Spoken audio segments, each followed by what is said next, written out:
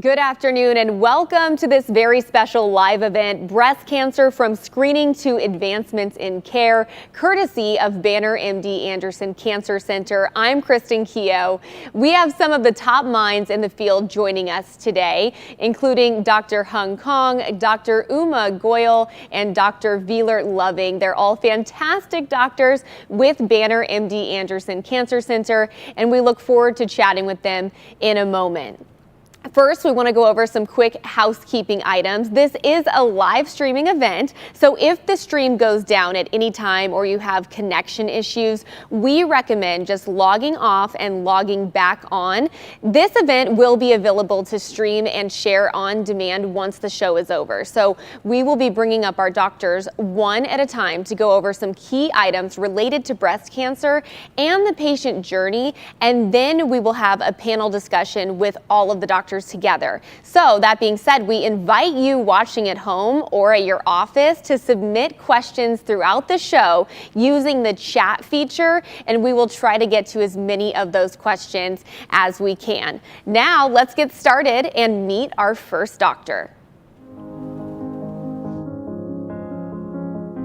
My name is Uma Goyal and I practice radiation oncology. I specialize in gastrointestinal and sarcoma tumors. What is unique with my approach to my practice is that I really put the patient first, and if I need to stay after hours, then I do. If I need to come in early, I do. I really feel like the patient is the most important part of what we do. If someone was recommending me to a friend or family member, I would hope that they would say Dr. Goyal is a compassionate physician and that I felt comfortable with my care here.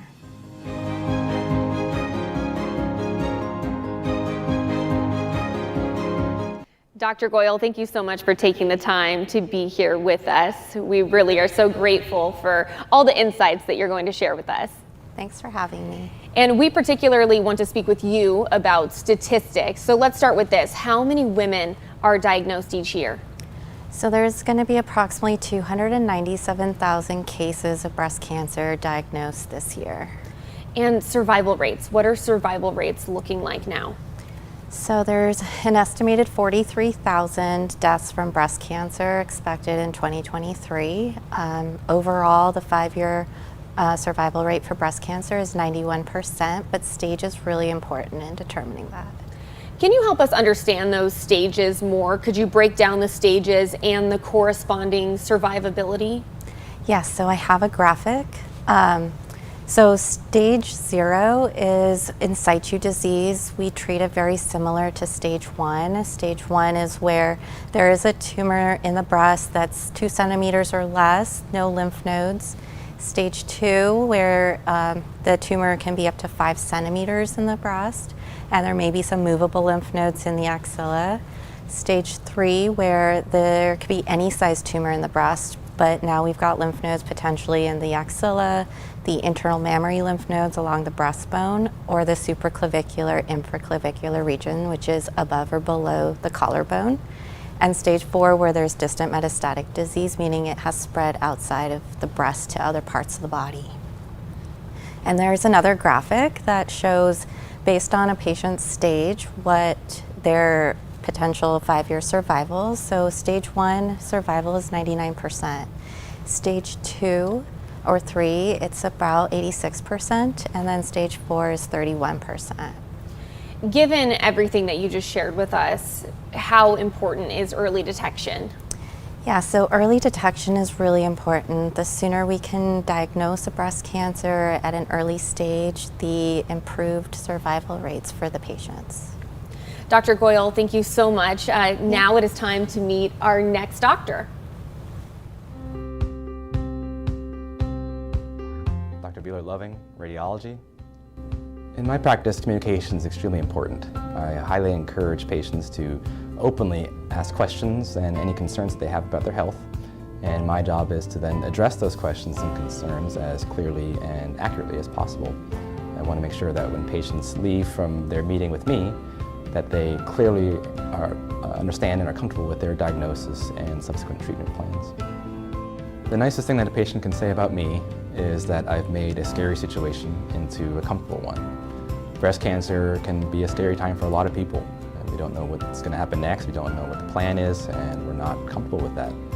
As a physician, my job is to share my knowledge and make people comfortable. So if they know what the diagnosis is clearly, and if they know what the treatment plan is more clearly, that leads to less anxiety and less of a scary situation for people.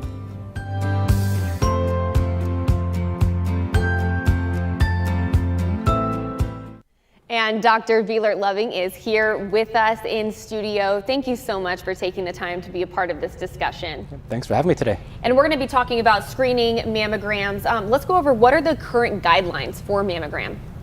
So it can be confusing because there are different guidelines, and sometimes the suggestions by these guidelines conflict, and there are different opinions in different organizations.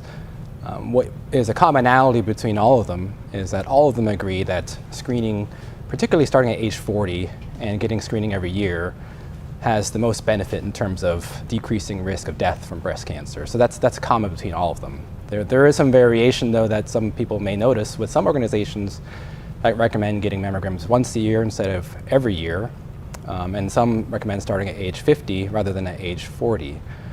The reason why that there is variation is, again, all of them agree that the most lives are saved starting at 40 once a year, but there is a trade-off in that the more you screen, there's also a risk of getting a mammogram.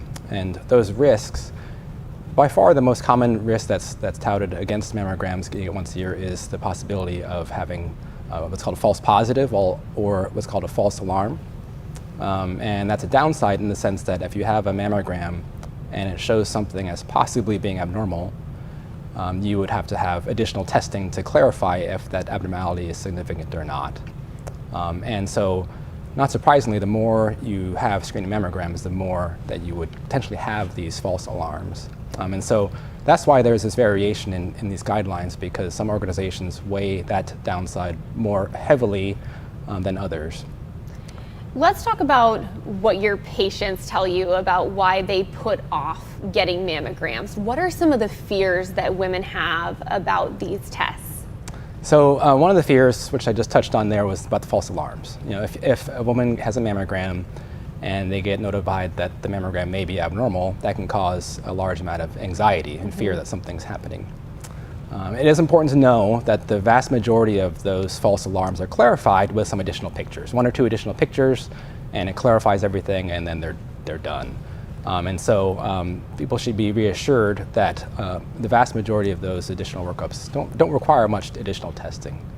One of the other fears that I hear a lot about with mammograms is about radiation. X-rays are involved with mammograms, and X-rays are a form of radiation. So it's important to know that the amount of radiation with a mammogram is extremely low. So to put things in perspective, a mammogram, or having a mammogram, typically gives a dose that's equal to about 7 weeks of what we call background radiation. So all of us, by living on the Earth, we walk around, we're exposed to a very, very small amount of radiation at all times. And that radiation comes from rocks, comes from the sun, comes from food that we eat, and the dose of radiation that we get from those background sources is extremely small. And by living on the Earth for 7 weeks, all of us have had a mammogram. That's the amount of dose that we get from a mammogram. So it's a very, very small amount. And in terms of ill effects or health effects, the amount of radiation that we get from mammograms, the ill effect rate or fear for that radiation should be very, very small, almost negligible. Okay, great information. For those of us who may have not had a mammogram yet, what should we expect? And can you explain at all actually how they work? Of course, yeah. So typically what happens during a screening mammogram is a patient will come in. People should wear something they're able to remove their top easily. We do encourage people not to wear lotions or deodorant or creams because sometimes that can interfere with the mammogram pictures. And during the course of the mammogram, a woman should expect to have their breasts compressed. Honestly, for a lot of patients, that portion of the exam can be uncomfortable. It's uncomfortable to have your breasts compressed or squeezed. So I think it's helpful to understand why that compression is important, and for a number of different reasons. First, when you compress the breast, you can think of the breast as kind of like a cone shape, or the nipple is the tip of the cone. When you compress the breast and make it flatter, it makes the breast shape more even. And that makes the picture that's being taken more of an even picture instead of different thicknesses of breast tissue. Another reason we do the compression is because it lowers the radiation dose. If you can make the breast thinner, the amount of X-ray beam that needs to pass through it can be smaller, and so it decreases the radiation dose. And the third reason why it's important that compression is it basically helps people to hold still. It's like any photograph, even with your cell phone, you take a picture, if someone's moving, the picture gets blurry. And so same thing with a mammogram picture, we want the person to hold as still as we can for that picture, and compression helps to hold that in place. That compression will occur, and we typically will take a total of 2 pictures for each breast, so 4 pictures total. And the entire exam from start to finish is typically about 5 to 10 minutes. Oh, that's all? That's it, and then free to go. And usually the person will get the results. In some facilities, they'll get the results that same day from the radiologist. In some facilities, they'll get it via the mail. It can take up to a week, depending on how long it takes for the mail to get delivered to their household. And that's it. That's for a mammogram. Very, very helpful. Thank you so much. And now we're going to meet our third and final doctor who will be joining us. I'm Dr. Hong Kong. I'm a breast medical oncologist at Banner Health. As a college student, I did research in cancer immunotherapy, activating the immune system to fight cancer. I found that fascinating, that we can use the immune system to fight cancer, so I decided to go into oncology. I look at the patient in totality. I don't look at the disease by itself. I look at the patient age, performance status, physical condition, and their comorbidities to formulate a final plan for their care. Some key factors that make a successful patient-doctor relationship are compassion, communication, and trust. What I want a patient to say about me to someone else is that I am a physician who would give them the best care possible, that I care, that I treat them with respect, and I would treat them as my own family members.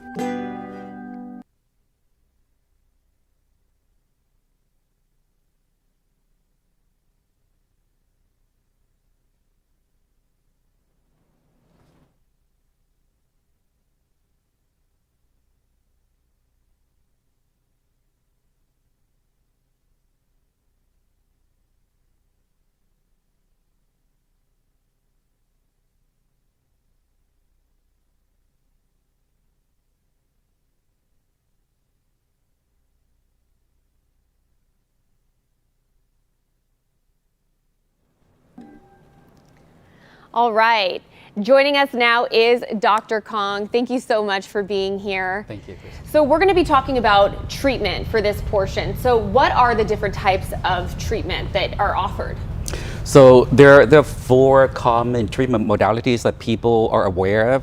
So we have surgery, radiation therapy, chemotherapy, and endocrine therapy, which is hormonal therapy. However, there's the 5th option that are more recent, more exciting, is called immunotherapy, meaning activating the immune system to fight cancer. So that's kind of new to breast cancer. It's a very exciting field. That is exciting. Yeah. How does treatment vary depending on the stage?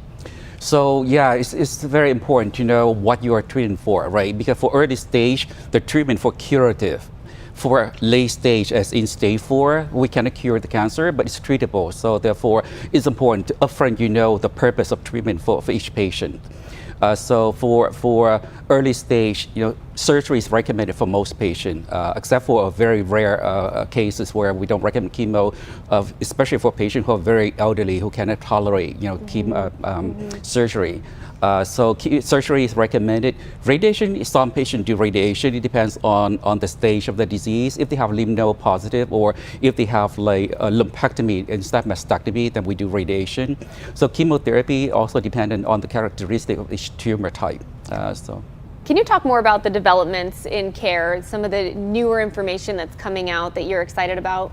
Yeah, so breast cancer, there's so many new treatments that came out recently within the last few months to a few years, really. So for example, some of the treatment is called CDK4/6 inhibitors. These are molecules that make the cancer less susceptible, more susceptible to endocrine therapy and less resistant to endocrine therapy. So nowadays, it's a standard of care to give endocrine therapy together with the CDK4/6 inhibitors. And there are, of course, immunotherapy I talked about recently. Immunotherapy has been shown to work together with chemo to make chemo work better and improve survival and improve response rate as well. Now, even if someone has, we've been talking about the stages of cancer, even if someone has stage 4, there's still reasons to be hopeful, right? Absolutely. I told patients all the time, just because, they're diagnosed with stage 4 cancer, it doesn't mean that that's it at the end. I'm going to die within a few months. So far from it, because stage 4 is highly treatable. We have many, many good options, not just options, but good options that help patients live a longer and live a productive life, really. So good quality of life. So for example, when we talk about breast cancer, the type that people are concerned most about or scared most about is triple negative. The ERPR2 all negative. That's considered a more aggressive disease.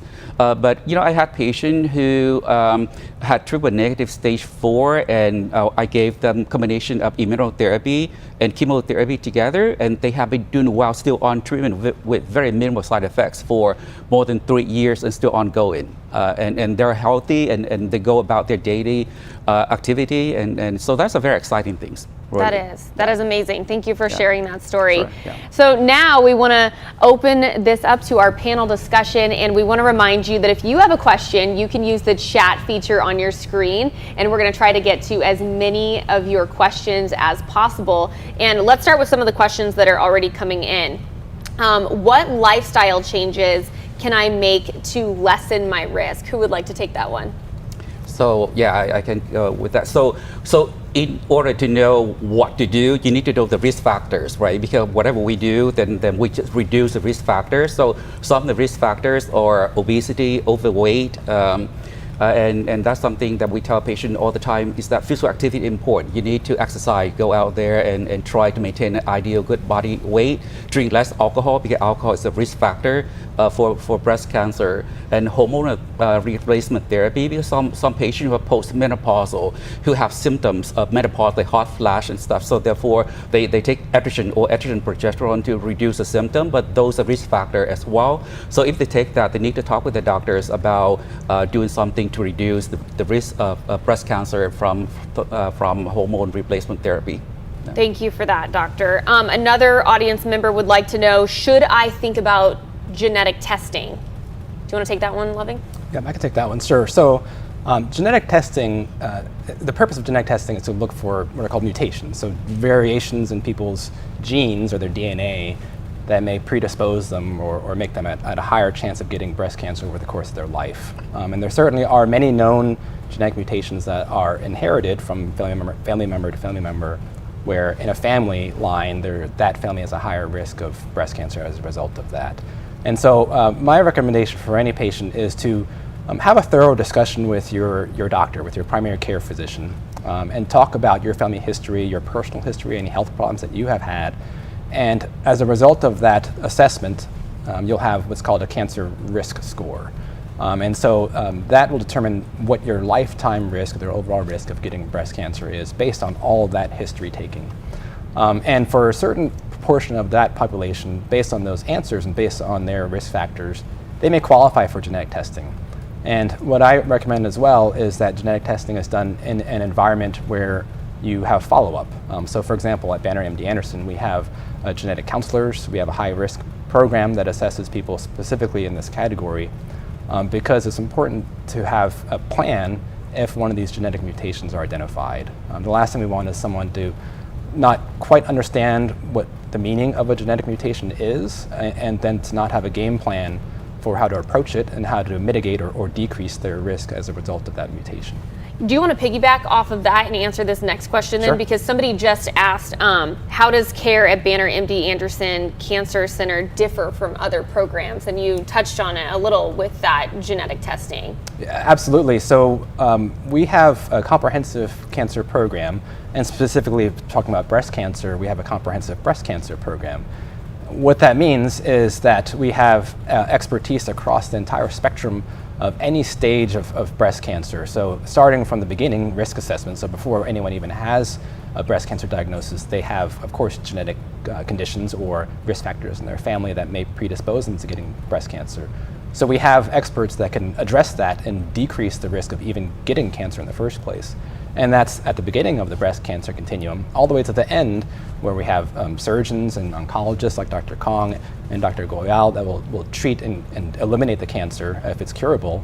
And then after the treatment is performed, we have reconstructive surgeons who are fantastic at what they do in terms of cosmetic procedures for people who choose to do that, who can address any concerns that patients may have for the after treatment effect. And then going a step further beyond that, we have support groups, and we have programs such as prosthetics and wigs, so aspects of care like that can address, I suppose, the after effect of treatment. And so that comprehensive program is important to distinguish because it, in a way, I think of it as synergistic. They feed off each other. So when I'm in practice as a radiologist, if I know what Dr. Goyal is looking for her treatment of her breast cancer patients, or I know what Dr. Kong's looking for, I can adjust how I perform my practice to fit the treatment plans, and vice versa. It goes back and forth. So I think that synergistic effect makes the sum greater than the whole, than the parts. Yeah, thank you for that. So let me add to that is that, we have resources that are unique to the Banner MD Anderson Cancer Center. So we have a clinic, it's called Inflammatory Breast Cancer Clinic. They're unique here. I don't think anybody else here has it. It's a very rare type of breast cancer, but the most aggressive type of breast cancer. So therefore, important for patient to be seen in a clinic specialized in that. So they have all the experts, that they treat the breast cancer, and we can do it in a promptly, timely manner. Wonderful, wonderful. Thank you for adding that. Someone asked, will treatment for my cancer affect my ability to have children? Dr. Goyal? Yeah, so that's a good question. Generally, I'm a radiation oncologist. We would treat the breast, lymph nodes, so chest region could be away from the pelvis area where the ovaries, uterus are. So we shouldn't affect your fertility rate or anything like that. I'd have to leave it to Dr. Kong about his systemic therapies. Yeah. So treatment for breast cancer certainly can affect fertility of women who are young and is childbearing age. So chemotherapy certainly can damage the ovaries. So therefore, there's a certain thing we could do to mitigate that. So usually we talk with patients their desire to have children or to have more children or not. Because some women say they don't want any children, so that's fine. Some women, they say, yes, I want more children. I want to have children at some point. Then we usually refer them to fertility clinic for egg harvesting. So that's something they can do. Another way to do is that if they cannot do that for whatever reason, then we can give them an injection once a month to shut down the ovaries. So that by doing that, we protect the ovary from chemotherapy. Wow, that's really, really amazing that those options are available. All right, we've got some more questions coming in. How do mammograms differ with breast implants? Would you like to take that one, Dr. Loving? Yeah, so it's a great question. There are certain parts of the country where that's more relevant to others. Here in Arizona, that's something that we see frequently. So our technologists, who are the folks who are especially trained to actually perform the mammogram, they are fantastic. They're experts, and this is what they are trained for. And so when we perform a mammogram in someone with implants, we're able to essentially isolate the breast tissue as best as we can from the implant. And how we do that is we call them displaced views, and that means that you move the implant back and you move the breast tissue forward and take a picture of that component of the tissue. It sounds uncomfortable. Sounds painful, it does, but what I can say, again, our technologists are great. I will give a shout out to them. They are great at what they do. So they're able to make this as comfortable as possible for people. So it's not as bad as you might psychologically think it might be. What about screening recommendations for women with dense breasts? Is there a difference? If someone has dense breasts, do they need to be following different guidelines? I can answer that. Okay. So the challenge with dense breast refers to, taking a step back, so the breast in general is composed of fat, and it's composed of what we call fibroglandular tissue, which is basically everything else other than fat. And dense breasts refer to having relatively more fibroglandular tissue and relatively less fat in the breast. And it's in some cases genetic, inherited, so we see people that follow their mothers and aunts that have dense breasts, they also have dense breasts. And it's a spectrum of normal, but the challenge with it on mammograms is that dense breast tissue, which is again normal, it appears white on a mammogram. When we look for breast cancer, it also looks white. And so in someone with very dense breast tissue, you could think of it, the analogy I like to use is a polar bear in a snowstorm.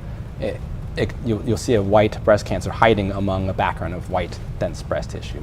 So that's the challenge, and it has been shown to decrease, so it hinders our ability to find breast cancers with mammograms. So the recommendation for how to address that, it's in an active area of research. First, for all people, what I do recommend is at least getting what's called a 3D mammogram. A 3D mammogram helps to take a picture through the breast tissue, helps to look through that dense breast tissue, and it increases the odds that we'll see a cancer if it's there. The second thing to think about, again, circling back to what we talked about, is the risk level. For people that are at high risk or have a genetic mutation, they certainly qualify for what we call supplemental screening. So in addition to yearly mammograms, what we'll recommend is a more powerful test like an MRI or a newer test, which is something called a contrast mammogram. These tests are basically more advanced tests that can see through that dense breast tissue and help us to see these breast cancers that may be hiding. And then in between, there's a subset of the population that are not quite very high risk, but they're also not low risk or average risk. They're in the in-between zone where they have a few risk factors, but not all the ones that put them into the high-risk group. That category, that intermediate category, is an active area of research.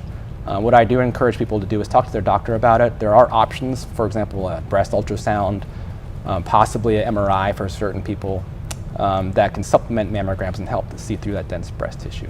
Okay, and one of the questions that just came in is when someone is high risk, an MRI and mammogram are ordered, which is more specific and which is more sensitive? Why both? Would you like to add some more to that topic? Sure, yeah. So first, what I'll say is that mammograms, the reason why mammograms are so strongly recommended is because of all the tests that we have to look for breast cancer, any test to look for breast cancer, mammograms are the only one that have been proven through robust, rigorous research, have been proven to decrease death from breast cancer. So that's the reason why we always recommend getting mammograms, no matter what. Yearly mammograms for anyone, high risk, average risk, intermediate risk, mammograms every year.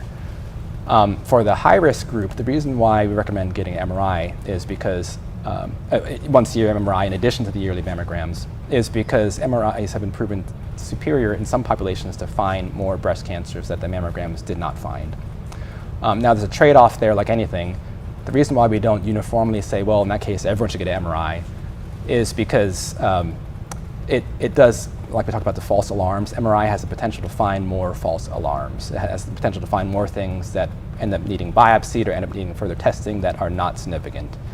And so for the average population, those extra tests, the extra costs, the extra inconvenience associated with that is probably not worth it.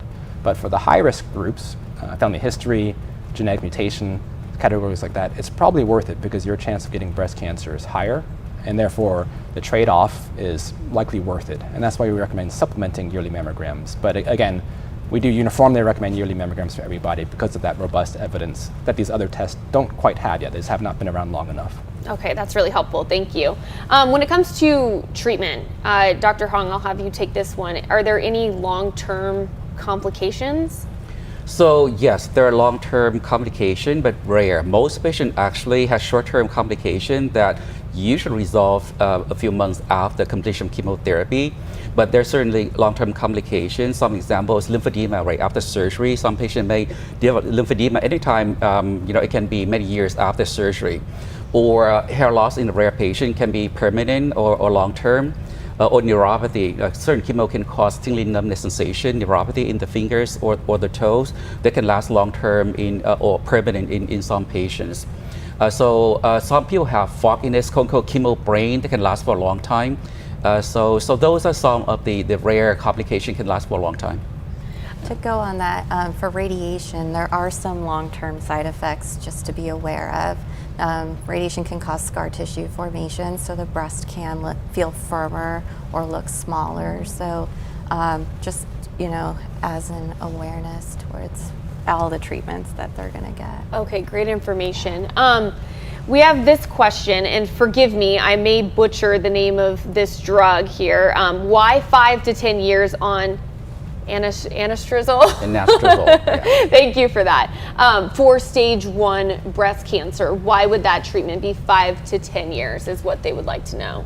So everything we do is based on previous studies. We don't make up any of these numbers. So arbitrarily in the past, they do 5 years of any endocrine therapy, anastrozole or tamoxifen or any kind of hormone blockers. And later on, they try to do 10 years to see whether 10 years is better than 5 years or not. For most stage 1, I think 5 years is adequate, but certain patients, we may go beyond 5 years. It depends on the stage of the cancer, if the lymph node involvement or the aggressiveness of the cancer. So therefore, that's a 5 to 10 year come from just based on previous studies. And these are quite arbitrary number, which is 5 years and then 10 years. Okay. And then another question, are there alternatives to mammogram compression screenings? It's all compression, right? Yeah, so compression, like we talked about, that's one of the concerns with mammograms because it's uncomfortable. Right, There's no way to get around that. It's uncomfortable to have your breast squeezed between two plates. With the newer machines to address that, with the newer machines that we have, the imaging technology has improved such that the amount of compression, the pressure that's being squeezed in the breast has decreased over time, so less compression is required.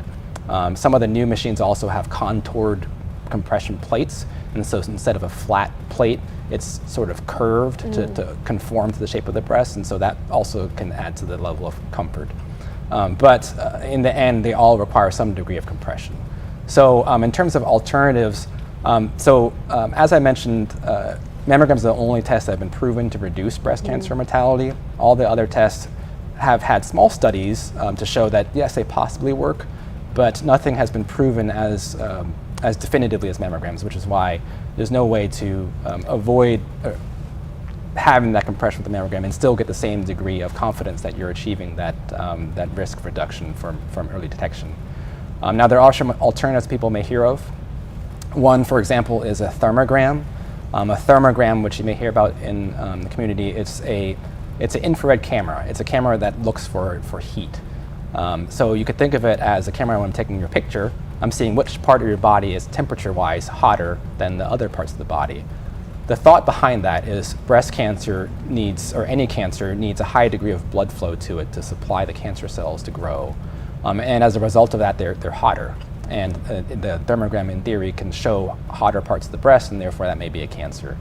Unfortunately, the evidence supporting it is just not there. It has not achieved the early detection capability that we would like, and so for that reason, it's not recommended. Another non-compression technique may be ultrasound exams. So breast ultrasounds are a tool that we use frequently to look for abnormalities in the breast, and they have the advantage of looking through dense breast tissue.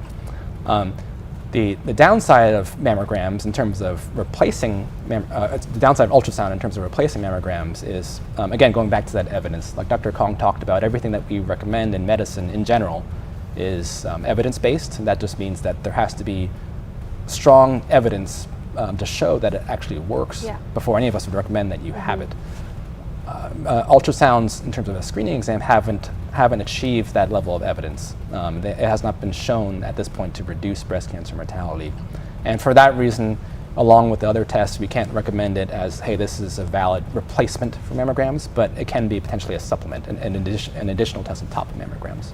We have another question about treatment. Outside of mastectomy, what are other surgical options? Dr. Hong, would you like to take that one? Yeah, so mastectomy to remove the whole breast, that's what it means, but it depends on the size of the tumor or the desire of the patient as well. If the tumor is small enough, we can do a lumpectomy, just remove the lump only. We spare the whole breast, so it's called breast conserving surgery. So that's something that the physician and the patient and the surgeon need to discuss to talk about what to do.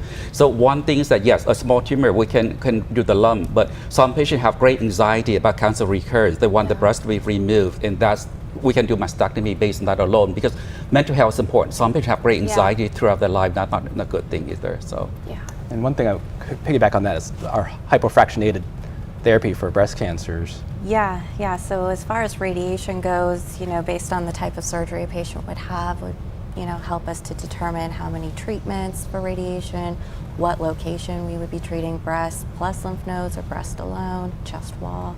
So it is helpful to have that discussion with a surgeon and know up front what surgery they're going to have.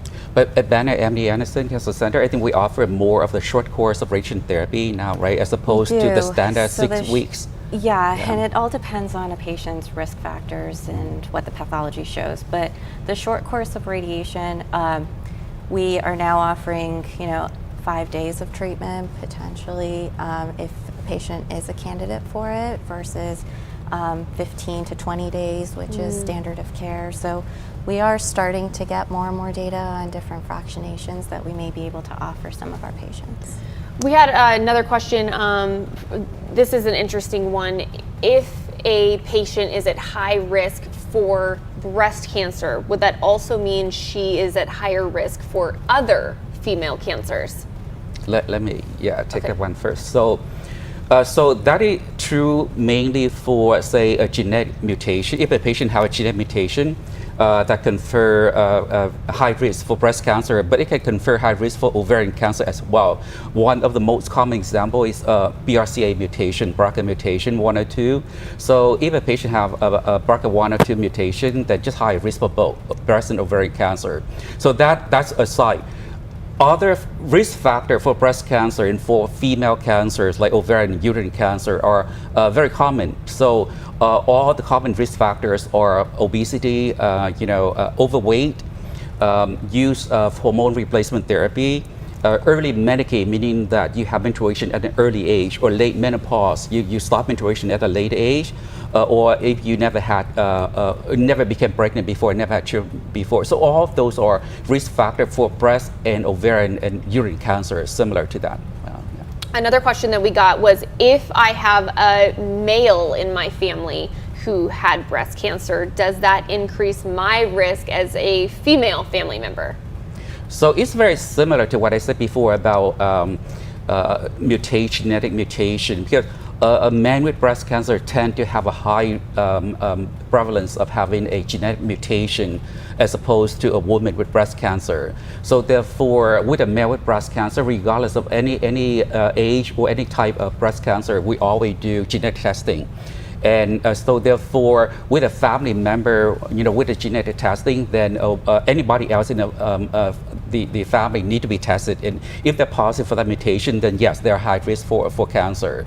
And the second thing is that with male or female breast cancer in the family, it's a risk factor for a person to have high risk of breast cancer. If there's a family members, the higher the number of family members with breast cancer, the higher the risk, whether it's male or female.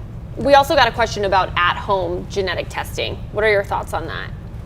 I can answer that. Okay. So at-home genetic testing, so everyone may have heard about these commercial companies that test for like your ancestry, and oftentimes some of these companies will also offer genetic testing for medical conditions. It's like an add-on. That's right. Yeah. I would caution people to use that as an official, quote unquote, official test for genetic conditions. For a number of reasons. One, when we look for genetic mutations, it's oftentimes done in a panel. And what that means is that when someone submits their DNA sample to a medical genetic testing company that one of our patients do, for example, they oftentimes screen for a number of common genetic mutations that can result in pathology or harm to them in the future, like, for example, a BRCA mutation or another mutation that predisposes them for cancer.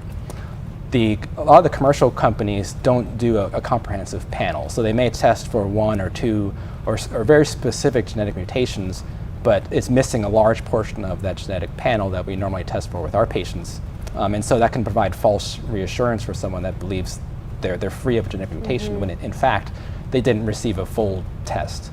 The other caution that I would have for using that to replace an official genetic test is it lacks the genetic counseling aspect of it. It's important to understand when someone is diagnosed with a genetic mutation that has long-term implications for their health because they need to have genetic risk reduction that comes with that. There are things you can do to reduce your risk. And if someone doesn't have that backup with a genetic counselor, for example, to talk to them about the significance of these mutations, it can cause a lot of anxiety to know what to do next. And that also has implications for your family members because if someone has children, siblings, parents that may also have these mutations, they also may need to be tested. And they would also therefore need to have that genetic consultation with an expert to talk to them about the implications and treatment options for that. Another question we just got is, I had a double mastectomy with reconstructive surgery. Should I be getting my implants checked? What would you all say to that? I can talk about that. So there are different types of implants that are used, of course, for reconstruction. I would encourage everyone to talk to their reconstructive or their plastic surgeon about how to assess. In general, the manufacturers will often have a recommendation for how often the implant should be evaluated, because over a certain number of years, like anything, implants will deteriorate, they'll break down. So it's not uncommon, for example, for me, if I'm looking at a mammogram or an ultrasound of someone who's had breast implants for 10, 15, 20 years, oftentimes these older implants will have broken down, they'll have ruptured. Essentially, they'll deteriorate in terms of their consistency. And at that point, depending on the person's priorities, a ruptured implant is not necessarily a health concern in the sense that it will make you ill, but cosmetically, it's not the same outcome that people would have initially had when they first had the implant placed. And so if there's concerns at that point, they may want to get checked. But I would encourage people to talk to their plastic surgeon about should they have it regularly checked. That the guidelines for that vary. And depending on the implant that's placed by the surgeon, they would be able to consult and address how often it should be checked, if at all. Okay. We have another question coming in right now. Is it considered a new cancer when a tumor is found in a new quadrant of the breast from the prior tumor, or is that considered a cancer that has spread? So usually we don't consider a cancer has spread to a different quadrant. So usually we consider a new cancer, even though people tend to use the term recurrence very commonly for a new cancer that developed in a patient who already had cancer before. But usually that's considered a new cancer if the new cancer away from the previous cancer. Okay, straightforward. Thank you. Appreciate that. Let's try to give some hope here, because I know that all of you guys are very good at doing that. What does life look like after being treated for cancer? I'd actually like all of your takes on this. Okay, so you want to go first? Yeah, I mean, the goal is that the patient would get through their treatments and have it behind them, move on and live their life. Knowing that this happened, they'd obviously have to continue to see an oncologist for at least 5 years for follow-up, but hopefully that's just a little part of their life, and they get to live the rest of their life as normal. Thank you for that. Dr. Loving?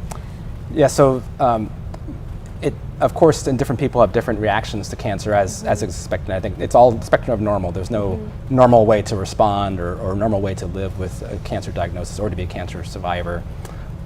Cancer, of course, is one of those things that once you have that diagnosis and hopefully you're cured and treated, it will live with you forever. I see patients, because people will still come back for their yearly mammograms, of course, after they had a breast cancer diagnosis. So I'll still see them for many, many years. And every time they come in, there's always that question in the back of their mind: is this going to be the year again when I'm diagnosed? And that will, again, it'll never go away. But it is important to know that we do see some patients where, yes, it does come back. We do see cancer again, and we've seen many of those patients where we treat them successfully again. It is important to stay on top of those surveillance imaging after a cancer diagnosis, because of course if it comes back, we want to find it. What I can say is that we do have, at Banner MD Anderson, we do have support groups.